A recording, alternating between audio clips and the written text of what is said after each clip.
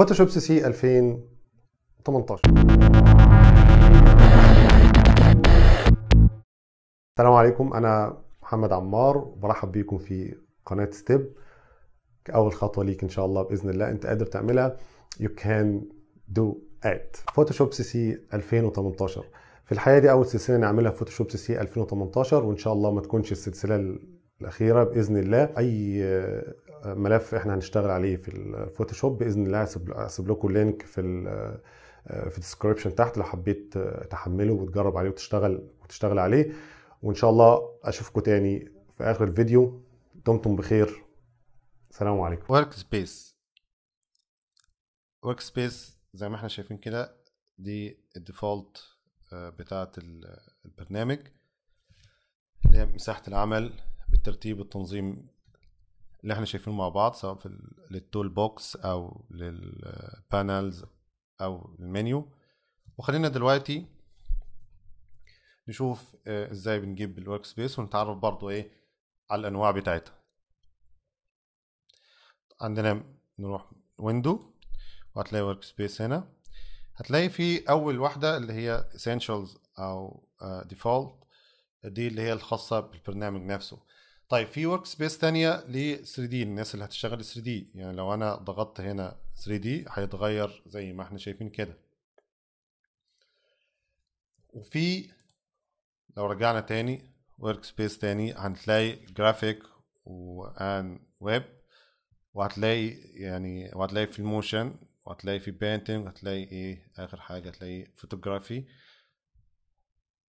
كل واحد يعني او كل تخصص من التخصصات دي بيستخدم زي ما هو عايز. يعني انا هفترض ان انا فوتوغرافي فهختار، فهيجي لي بالشكل بالانترفيس اللي انتم شايفينه دي كده، او الفورم اللي انتم شايفينه بالشكل ده كده.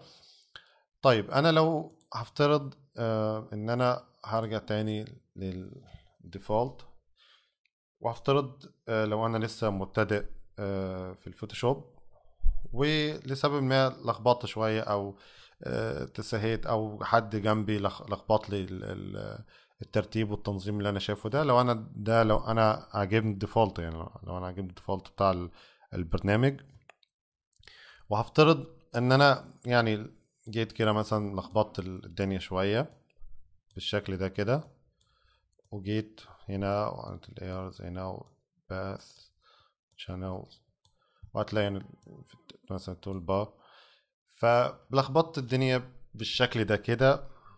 عندنا طريقتين. الطريقة الأولى إن أنا أرتبها، في الحقيقة دي هتبقى صعب عليك بما إنك أنت لسه مبتدئ، فهيبقى صعب عليك أصلا تفتكر هي كانت مترتبة إزاي. والطريقة التانية اللي هي نعمل لها ريست. طيب نرجع تاني بقى الويندو من ورك سبيس، وهتلاقي عندنا هنا ريست essentials. دي معناها ان انت بتعيد اللي هو الديفولت تاني من جديد. فانا لو ضغطت عليها هيرجع لنا بالشكل اللي احنا شايفينه ده زي ما كانت موجودة في الديفولت. طيب السؤال التاني بقى، لو انا اصلا ما عجبنيش الديفولت، ولا عجبني الموشن ولا الويب ولا الفوتوغرافي ولا 3 دي، وعايز اعمل انا ورك سبيس لنفسي. يعني انا لو افترض ان انا شغال وانا عايز مثلا التول بار هنا او التول بوكس عايزها في الجزء ده، انا مش حابب ان انا كل شويه اخد الماوس واروح هناك. اعمل ايه؟ بالشكل ده كده. وهفترض ان انا مش محتاج ده اصلا في حاجه خالص، نشيله خالص، وده كمان مش محتاجه. تمام. وهفترض ان انا عايز اضيف حاجه، بس في ملحوظه في نقطة بس قبل ما اضيف. انا لو جيت هنا من ويندو من ويندو هنا، واي حاجة موجودة هنا هتلاقي عليها علامة صح، يعني هتلاقي كده علامة صح. في مثلا اللايرز هتلاقي موجودة، لو انا ضغطت عليها هتشال كلها مع بعض، مع الشانلز، مع كل حاجة. لو انا رجعت تاني ليها هترجع زي ما احنا شايفين كده. وبالتالي انا لو عايز اعمل اد لحاجة، عايز اضيف حاجة تانية برضو نقدر نضيفها. مثلا هفترض ان انا مثلا عايز اضيف النافيجيتور، فلو جبته هنا مثلا هفترض ان انا هجيبه هنا مع الادجستمنتس بالطريقة دي كده. او هفترض كمان ان انا عايز اضيف مثلا انفورميشن، مثلا انفو هنا مثلا عايز اضيفه كمان هنا. هينضاف معايا بالشكل ده، وعايز اكبر الدنيا كده شوية وانزل ده هنا كده شوية. تمام. ودلوقتي انا وصلت الورك سبيس اللي انا محتاجها. طيب هل انا كل ما اجي هفتح البرنامج هقعد ان انا اعمل ورك سبيس لنفسي؟ لا، في الحقيقه لا. انت تقدر تعمل سيف. طب هنعمل سيف ازاي؟ هنرجع تاني الويندو وندخل ورك سبيس، وهتلاقي عندنا هنا نيو ورك سبيس. والاول حاجه النيم انت بتسميها زي ما بتسميها، مثلا هفترض ان انا اسميها ستيب. اوكي.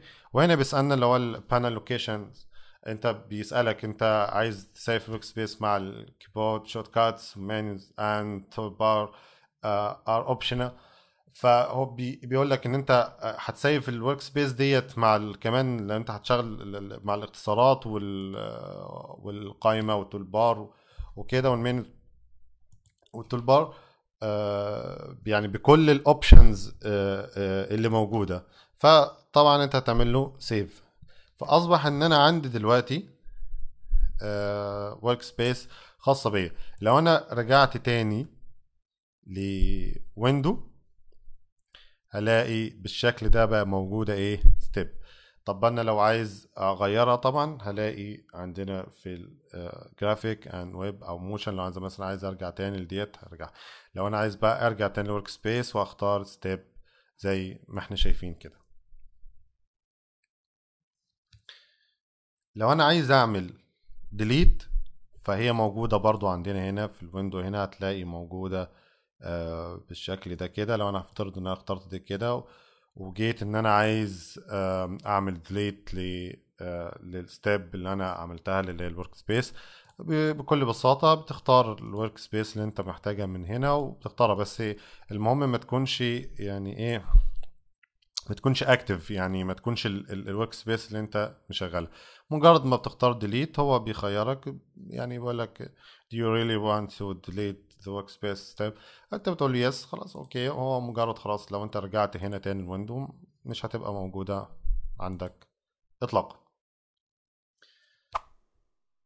شورت كاتس. شورت كاتس او الاختصارات في الفوتوشوب، في الحقيقة يعني بتلاقي في دروس كتير عن الموضوع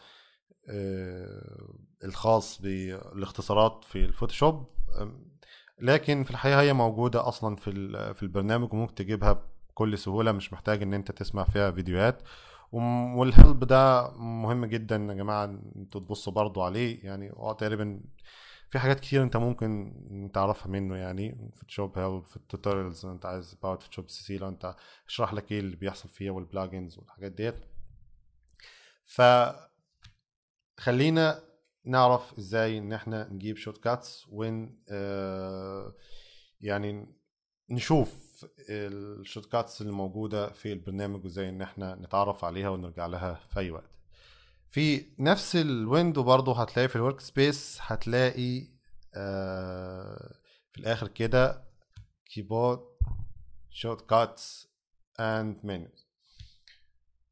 هتفتح معانا بالطريقة دي كده. اوكي.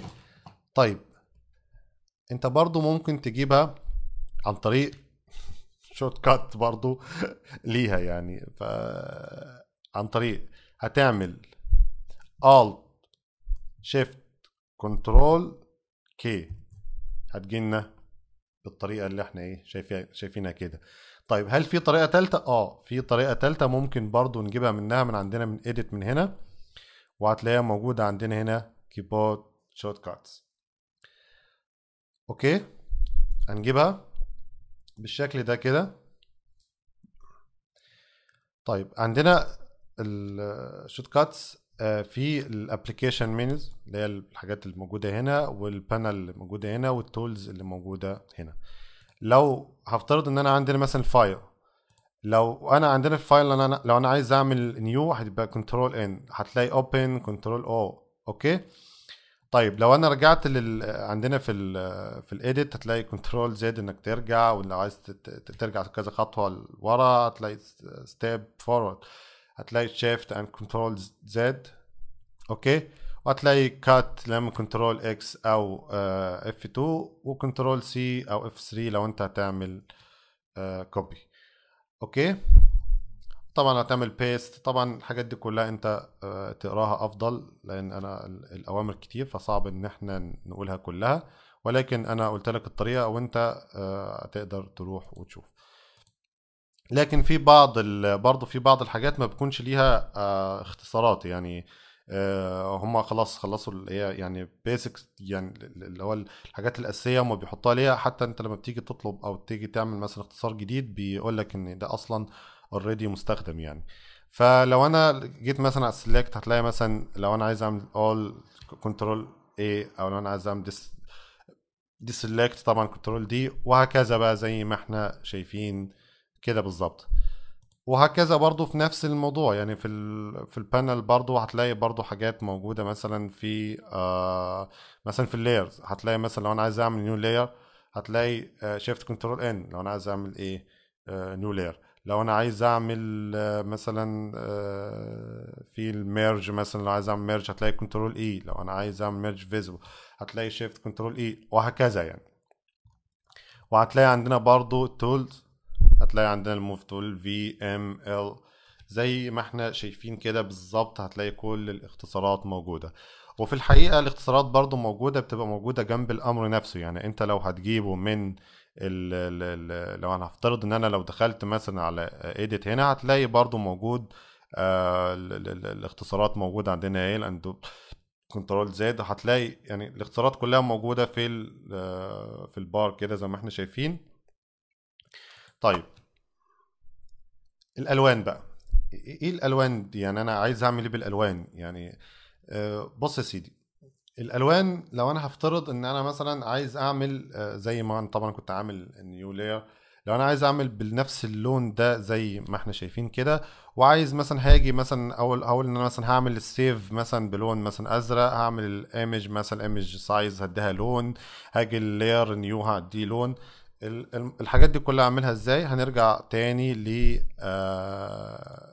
كاتس، وهتيجي هتلاقي عندك هنا منيوز هنا، وهتلاقي بقى عندنا الفايل. لو انت هيبقى عندك زي ما احنا شايفين كده، لو انت عايز تخفي يعني العين ديت، لو انت عايز تعمل اخفاء يعني لو انا عملت كده وخفيته، لما انا هاجي في الفايل هنا هتلاقي مش هتلاقي اصلا، مش هتلاقي فيه نيو خالص، مش موجودة. تمام. ولكن انا لو رجعت تاني وعملت شورت كاتس وجبت المينوز هنا وعملت هنا رجعته تاني ورحت رجعت شفت، هتلاقيه بقى موجود بالشكل ده. طيب خلينا نشوف موضوع الالوان. انا هفترض ان انا مثلا عملت هنا للفايل في المنيو باللون مثلا، غير اللون خليه مثلا اللون ده مثلا، وهاجي مثلا عملت عايز اعمل للسيف مثلا اعمله اللون ده. اوكي. وهاجي مثلا في الفايل خلاص فايل، عايز مثلا في edit مثلا اجي اعمل مثلا للكات اعملها مثلا اللون ده، وعايز اعمل البيست مثلا كده باللون جرين مثلا، وهاجي وارجع تاني واطلع عايزا في اللاير مثلا نيو لاير مثلا هديله مثلا اللون ده، وهاجي مثلا في الفلتر مثلا اعمل اجي مثلا اعمل ليكوفاي ده مثلا اوكي مثلا باللون جراي مثلا، وجيت اديت اوكي. تعالوا نشوف بقى ايه اللي حصل. اللي حصل زي ما احنا شايفين كده ان بقى في لون هنا للنيو زي ما احنا شايفين كده، وبقى السيف. ولو جيت في edit هتلاقي برضو انا عامل لون هنا اهو موجود. ولو جيت لايمج، احنا كنا عملنا الايمج ولا ما عملناش؟ ما عملناهاش. ولو جيت لللاير برضه هتلاقي نيو لاير برضه ليه لون. ولو جيت مثلا الفلتر هتلاقي برضه هنا عملت لون اللي هو الجراي هنا بالشكل ده. تمام كده، يبقى كده احنا خلصنا موضوع الالوان. ورجعنا لكم تاني في اخر الدرس. اتمنى ان انتوا تكونوا استمتعتوا بالدرس واستفدتوا. ولو عندك اي استفسار ممكن تسيبه لنا في التعليقات، واحنا ان شاء الله نحاول في اقرب وقت ان احنا نجاوبك عليه. اشوفكم في الدرس الجاي. دمتم بخير. سلام عليكم.